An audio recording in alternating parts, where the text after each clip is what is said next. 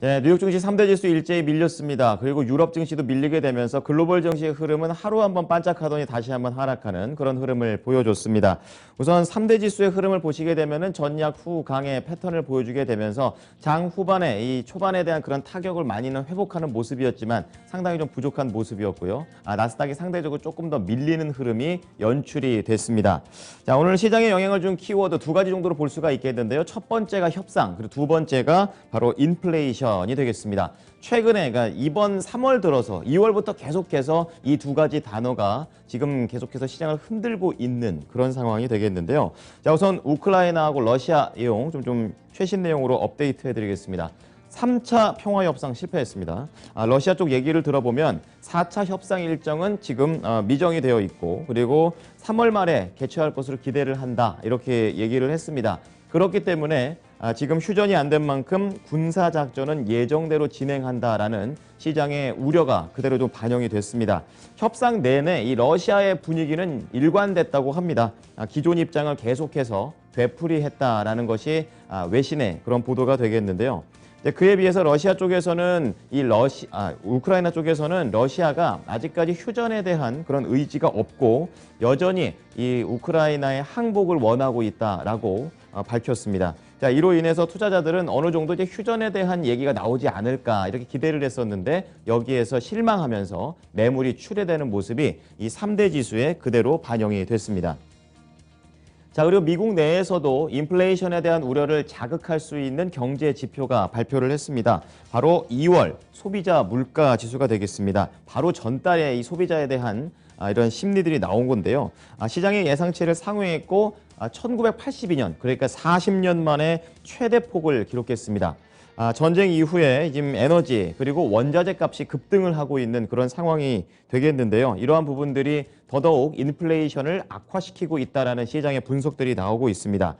세부적으로는 그나마 변동성이 적은 근원 소비자 물가 역시 올라가게 되면서 예상치는 부합했지만 여전히 사상 최고치 수준이다라는 부분에 시장에서는 포인트를 맞췄습니다.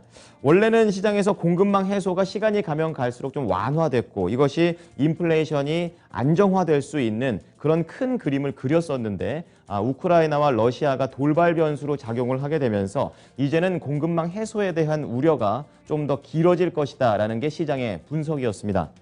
자, 섹터별 그리고 업종별 흐름 체크를 해보겠습니다. 자, 이날 어제 한번 관련된 업종들이 전반적으로 상승하는 모습을 보여줬는데 간밤에는 다시 한번 혼조의 흐름을 보여주게 되면서 엇갈렸습니다. 가장 강하게 움직인 것이 에너지 업종이 되겠습니다. 어제 하락률 1위였는데 오늘 상승률 1위로 다시 한번 180도 바뀌는 그런 상황이 됐고요. 그리고 IT하고 필수 소비재가 가장 많이 밀렸습니다. 우선 국제 유가가 하락은 했습니다. 하지만 전쟁에 대한 우려가 에너지 공급의 우려를 계속 키우게 되면서 관련된 종목들이 다 올라갔다고 보시면 되겠고요. 그리고 이 소비재 쪽, IT 쪽에서는 다시 한번 인플레이션에 대한 우려가 커지면서 이 연준이나 그리고 유럽 중앙은행 여기에서 긴축에 대한 신호를 보냈다라는 부분에 다시 한번 압박을 받는 흐름이었습니다. 자, 다음은 종목별 흐름으로 넘어가 보겠습니다. 세부적으로 어떠한 내용들이 있었는지 좀 체크를 해볼 텐데요. 자, 어제 지금 모닝쇼에서는 기술적인 반등일 것이다 라고 좀 말씀을 드렸었습니다. 그래서 하루 만에 또 다시 한번 밀리게 됐고 지금 정유 그리고 원자재 관련된 종목들만 상승을 했고 다른 종목들은 전체적으로 약세 흐름을 보여줬습니다. 자, 우선 대표적으로 IT 종목들을 보셔야 될 텐데요. 우선 아마존 빼고 팡 종목 중에서는 다 내려갔습니다. 아마존은 잠시 후 특징주 때 말씀을 드리겠지만 주식 분할 소식이 있습니다. 자사주 매입까지 들어가서 개별적인 호재로 5%대의 좀 강세 흐름을 보여줬고요. 대부분 다른 종목들은 이 금융당국의 긴축 기조에 눌린 그런 내용입니다. 애플은 신제품에 대한 발표로 어제 또 특별히 더 올라갔었는데 이제 이 부분 거의 다 소멸이 되면서 지금 하락을 했고 일부 부품 중에서 공급 부족에 대한 우려가 더 커진 것도 악재가 됐습니다. 거기에다가 전기차들도 이날은 약했었는데요. 테슬라, 루시드 모터스, 그리고 리비안까지 전반적으로 다 밀렸습니다. 이 전기차 반도체와 전기차를 만들 때 쓰이는 차량용 반도체 공급망이 다시 한번 이런 우크라이나 러시아 협상이 지금 결렬이 되면서 우려로 좀 다시 한번 나오게 됐고요. 이날 국내 증시에 영향을 미치게 되는 반도체 지수 역시 좀 하락을 하는 모습이었었는데요. 필라델피아 반도체 지수가 2%대로 다시 3거래일 만에 하락으로 전환이 됐습니다. 그렇다 보니까 투자 심리도 안 좋았었고 특히 이 제조 관련된 종목보다는 반도체 장비가 지금 하락폭이 더 큽니다. 그리고 국내 증시하고 연결성이 높은 마이크론 테크놀로지가 4% 이상 크게 밀리게 되면서 이러한 우려가 그대로 반영이 됐고요. 또 여기에 더해서 암호화폐가 다시 한번 하락으로 전환을 했습니다. 자, 그렇게 되면서 그래픽카드와 관련된 엔비디아가 1.5%, AMD도 4%대 하락률을 보여줬습니다. 그리고 마지막으로 에너지, 그리고 에너지와 관련된 서비스 업종들을 좀 보실 텐데요. 이 고유가 시대가 좀 더 길어질 것이다 라는 그런 내용이 나오게 되면서 전반적으로 유가는 떨어졌지만 종목들은 다 올랐습니다. 우선 정유주 쪽에서는 대형주 중에 엑손모빌이 3%, 그리고 중소형 쪽에서 코노코필립스도 역시 4%에 가까운 상승세가 나왔고요. 그리고 정유 서비스 쪽에서는 마라톤 페트롤리움, 할리버튼 이런 종목들이 뭐 크게는 거의 9% 가깝게 올라갔습니다. 그리고 원자재하고 광산, 또 국내 증시도 연결성이 높은데요. 관련된 종목들이 4에서 많게는 7%까지 급등을 했고요. 그리고 철강 쪽에서는 US 스틸이 7%, 그리고 광산 쪽에서 뉴코어가 3%에 가까운 상승률을 보여줬습니다. 자, 특징주 좀 더 자세히 보겠습니다. 이날 빵 종목 중에서 가장 많이 올랐던 것이 바로 아마존이 되겠는데요. 주식 분할입니다. 그러니까 황제주가 국민주로 바뀌는 그런 상황이라고 보시면 되겠습니다. 자, 20대 1로 분할을 했습니다. 최대 100억 달러의 지금 자사주 매입 계획까지 발표를 하게 되면서 최근에 아마존이 음봉을 기록하면서 5번 좀 내려왔다가 좀 6거래일 만에 크게 한번 반등을 주는 그런 상황을 보여주고 있는데요. 지금은 주당 2,935달러가 되겠습니다. 근데 이게 분할이 되게 되면 거의 한 140달러로 크게 좀 내려가게 되고요. 기존 주주들은 한 주당 19주를 추가로 받게 되는 그런 상황입니다. 그렇기 때문에 시장에서는 이번 분할에 대해서 긍정적으로 보면서 장중에 거의 한 10%까지도 올라갔었지만 결국에는 약간 5%까지 탄력을 좀 줄이게 되면서 2,900달러 선에서 거래를 마쳤습니다. 자, 다음은 이 유가의 영향을 받으면서 태양광 관련된 종목들이 전반적으로 좀 조정을 받는 그런 내용이 되겠는데요. 대표적으로 솔라엣지 테크놀로지스가 거의 2%에 가까운 하락세를 보였습니다. 여기 자세히 보시게 되면은 음봉을 기록했고 밑꼬리를 길게 달았습니다. 그러니까 그만큼 유가 때문에 크게 한번 타격을 입고 내려갔다가 올라온 그런 상황이 되겠습니다. 지금 3차 평화회담이 결렬되게 되면서 이렇게 하락을 냈었고 이러한 부분들을 어느 정도 회복해 나가는 그런 모습을 보여준 것이고요. 뭐 솔라엣지 테크놀로지스뿐만이 아니라 뭐 퍼스트 솔라, 선런 그리고 엠페이즈 이런 태양광 관련된 종목들이 하락했기 때문에 오늘 국내 증시에서도 관련 내용이 연결될지 보셔야겠습니다. 자, 유럽 증시 보겠습니다. 유럽은 미국의 연준에 비해서 계속해서 약간은 좀 완화적으로 시장을 연착륙시키기 위한 노력을 그동안 해왔었습니다. 하지만 지금 유럽 쪽에서는 약간의 좀 매파로 좀 변하게 되면서 시장의 충격이 컸었다라고 좀 볼 수가 있겠습니다. 독일의 닥스 그리고 프랑스 캬크 지수가 거의 3%에 가까운 큰 하락세가 나와줬고요. 영국 역시 1.2%의 하락률을 보여줬는데요. 자, 우선은 우크라이나하고 러시아하고 지금 결렬이 되면서 유럽 증시 내에서 초반부터 분위기가 안 좋았었고요. 자, 여기에 더해서 유럽 중앙은행이 자산 매입을 지금 3분기 정도 때는 중단을 하겠다. 그러니까 기존의 계획보다 빠릅니다. 이렇게 되면서 계속해서 지금 미국 대비 완화적일 거라고 생각했던 20위까지 긴축으로 갔다라는 점이 시장을 흔들었습니다. 자, 상품 시장 체크해 보겠습니다. 자, 유가는 좀 걱정은 됐지만 하락은 했습니다. 워낙에 급했었기 때문에 하락을 한 건데요. 2.5% 좀 하락하면서 106달러에 거래를 마쳤습니다. 전일 두 자릿대 급락을 냈었고 장중 내내 유가는 계속해서 계속 변동성을 좀 보여줬었는데요. 전쟁에 대한 우려와 그리고 22 쪽에서 증산을 한다는 내용이 계속해서 시장을 흔드는 그런 모습이 되겠고요. 그리고 구리 가격은 1.2% 올라오면서 이 10,000달러를 다시 한번 넘기는 내용이 나와줬습니다. 지금 비철금속 시장과 관련해서는 니켈 가격을 계속 보셔야 되는데요. 지금 런던 거래소 쪽에서 니켈 거래를 중단을 시켜놓은 상태입니다. 근데 이게 하루가 아니라 조금 더 길게 연장을 해야 된다라는 쪽으로 무게가 실리고 있습니다. 그만큼 원자재 시장의 이런 급등락이 너무 강해서 시장에서는 조율에 나서고 있는 분위기입니다.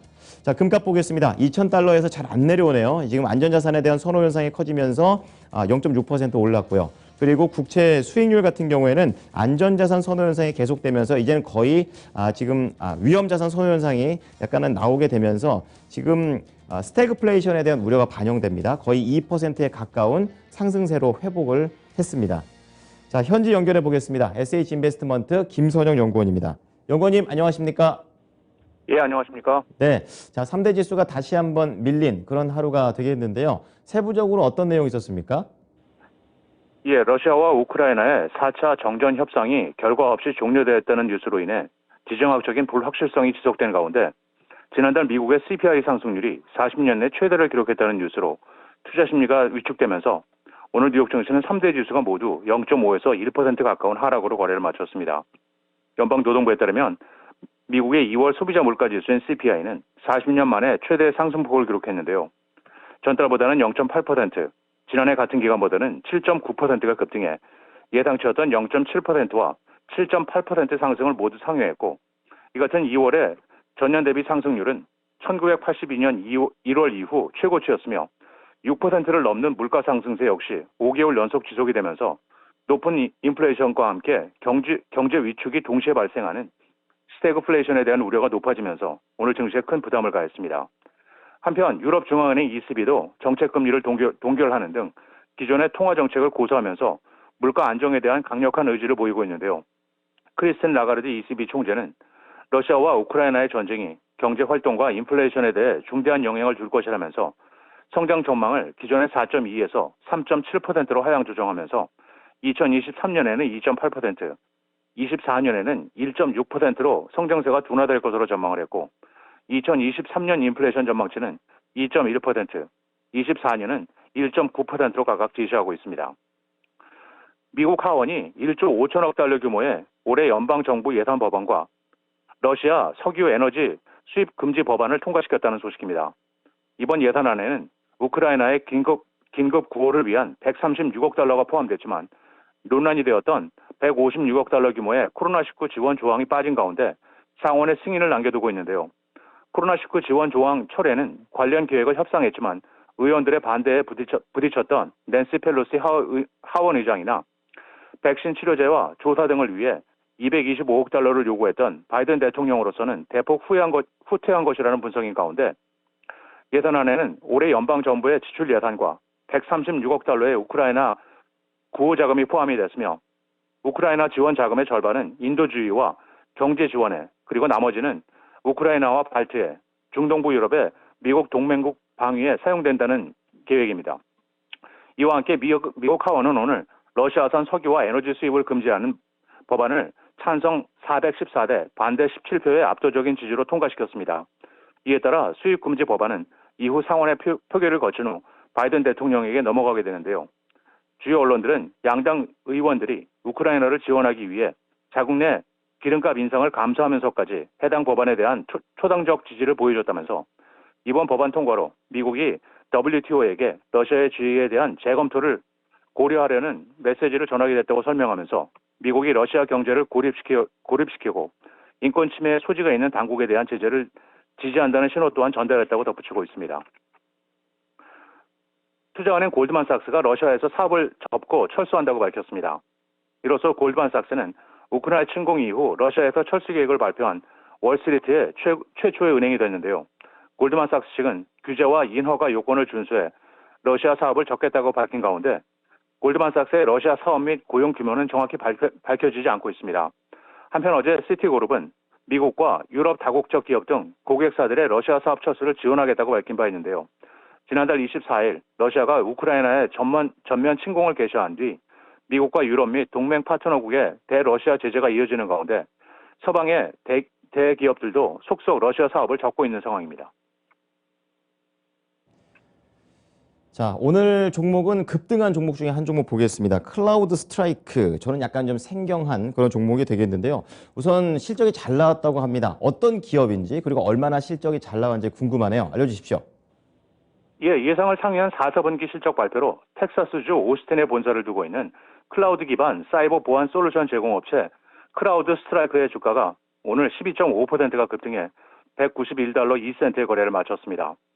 이 회사의 분기 주당 순이익 EPS는 전년 동기 대비 131%가 증가한 30센트를 기록해 전망치였던 20센트를 50% 상회하면서 어닝 서프라이즈를 보였으며 매출은 4억 3,100만 달러로 전망치였던 4억 1,100만 달러를 4.9% 상회했고 전년 동기보다는 63% 성장세를 보인 건데요. 이 같은 호실적을 이유로 증권사 BTIG는 이 회사에 대한 투자 의견을 기존의 중립에서 매수로 높이고 목표 주가를 전일 종가 대비 51%가 높은 257달러로 제시하면서 크라우드 스트라이크의 향후 실적 가이던스가 인상적이었다며 회사의 장기 성장 프로필에 대한 더 높은 수준의 확신을 갖게 되었다고 덧붙였습니다. 한편 크라우드 스트라이크는 주요 대기업이나 정부 기관의 보안 플랫폼을 제공하며 자산 규모 상위 20개 대형은행 중 11곳, 글로벌 100대 기업 중 40곳, 그리고 폴춘 100대 기업과 정부기관의 49% 등 총 8,416곳의 기업과 기관 고객을 보유하고 있습니다. 마지막으로 내일은 미시간 대학의 3월 소비자 태도지수 잠정치가 발표되며 시장 예상은 전달 대비 소폭 하락한 62.5이며 개장 전 지니어스 스포츠, PLX 파머스리컬 잉크, 폐장 후에는 발라드 파워 시스템스가 지난 4분기 실적을 발표할 예정입니다. 네, 지금까지 SH인베스트먼트 김선영 연구원이었습니다. 연구원님 한 주 동안 고생 많으셨습니다. 예, 감사합니다.